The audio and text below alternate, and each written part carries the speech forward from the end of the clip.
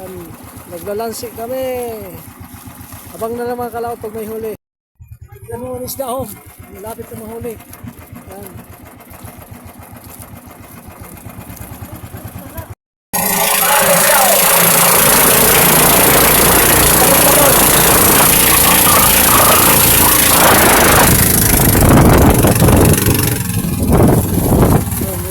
Nasa hulihan na ang isda.